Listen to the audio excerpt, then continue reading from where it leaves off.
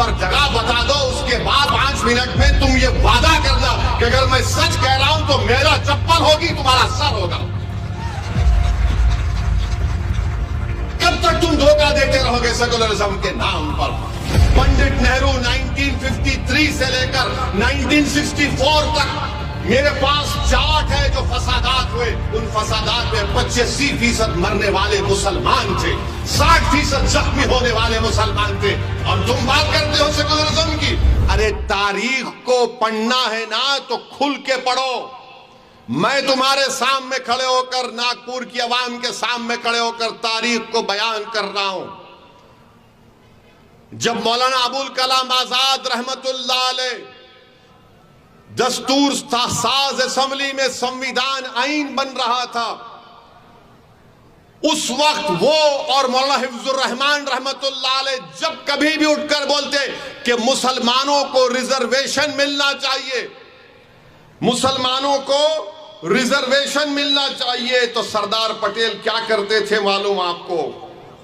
سردار پٹیل یہ کرتے تھے کہ 2 مسلمانوں کو مولانا آزاد اور مولانا حفظ الرحمان رحمت اللہ علیہ کے سامنے کھڑا کر دیتے تھے۔ وہ کون تھے؟ ایک کا نام پٹیل تھا، ایک کا نام بیگم صاحبہ تھا، اور یہ لوگ کھڑے ہو کر کیا بولتے تھے؟ مولانا آزاد اور حفظ الرحمان مسلمانوں کو اکثریتی طبقے سے ملنے نہیں دینا چاہتے ہیں۔ تو آج بھی وہی بات کہی جا رہی ہے اسد الدین اویسی سے کہ اویسی مسلمانوں کو مین سٹریم میں آنے سے روکتا ہے۔ جو بات 1948-49 میں مولانا آزاد اور حفظ الرحمان سے کہی جاتی تھی، وہی ڈائیلاگ، وہی اسکرپٹ چل رہا ہے۔ تو مولانا ابوالکلام آزاد نے کہا کہ یہ کانسٹیٹیوئنٹ اسمبلی میرے لیے ایک نئی قید بن چکی ہے۔ مولانا آزاد نے لکھا یہ، اور اگر کوئی یہ کہے گا، یہ سیکولرزم کے پجاری، یہ سیکولرزم کے چمچے اگر کہیں گے اویسی کہاں پر کہا، تو پیارے وقت اور جگہ بتا دو، اس کے بعد 5 منٹ میں تم یہ وعدہ کرنا کہ اگر میں سچ کہہ رہا ہوں تو میرا چپل ہوگی، تمہارا سر ہوگا۔ کب تک تم دھوکہ دیتے رہو گے سیکولرزم کے نام پر؟ جو بولتے آزادی کے وقت ایسا ہوا تھا، آزادی کے وقت یہ بھی ہوا تھا کہ پنڈت نہرو 1953 سے لے کر 1964 تک میرے پاس چارٹ ہے جو فسادات ہوئے، ان فسادات میں 85% مرنے والے مسلمان تھے، 60% زخمی ہونے والے مسلمان تھے، اور تم بات کرتے ہو سیکولرزم کی۔ نہرو جب وزیر اعظم تھے، وہی اسکرپٹ ہے، وہی کہانی ہے، وہی پیادے ہیں، وہی غلام ہیں۔ اور گالی اس وقت مولانا حفظ الرحمان کو، مولانا آزاد کو دی جاتی تھی، ریزرویشن کی جب بات ہوتی تھی تو آج اسد الدین اویسی کو اور امتیاز جلیل کو گالی دی جا رہی ہے۔ مگر میرے عزیز دوستوں اور بزرگوں، آپ کو سمجھنا ہے ان بات کو۔ میں سنویدھان میں، آئین میں جو سیکولرزم لکھا گیا اس کے خلاف کبھی تھا نہ رہوں گا۔ میں ہمیشہ سیاسی سیکولرزم کے خلاف ہوں۔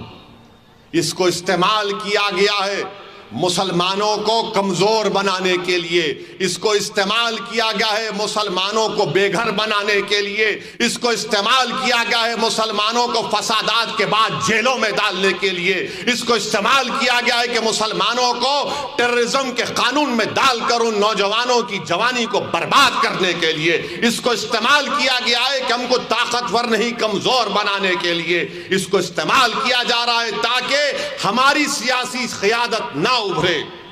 ان سب کو ایک بات کی تکلیف ہے کہ سب کی لیڈرشپ ہو سکتی ہے، مراٹھوں کی ہو سکتی ہے، کوئی بات نہیں، مراٹھوں کی لیڈرشپ ہو سکتی ہے، کوئی بات نہیں، بیکورڈ کلاس کی ہو سکتی ہے، کوئی بات نہیں، مگر کسی کی نہیں ہو سکتی تو دلت اور مسلمان اور آدیواسی کی پولیٹیکل لیڈرشپ نہیں ہو سکتی۔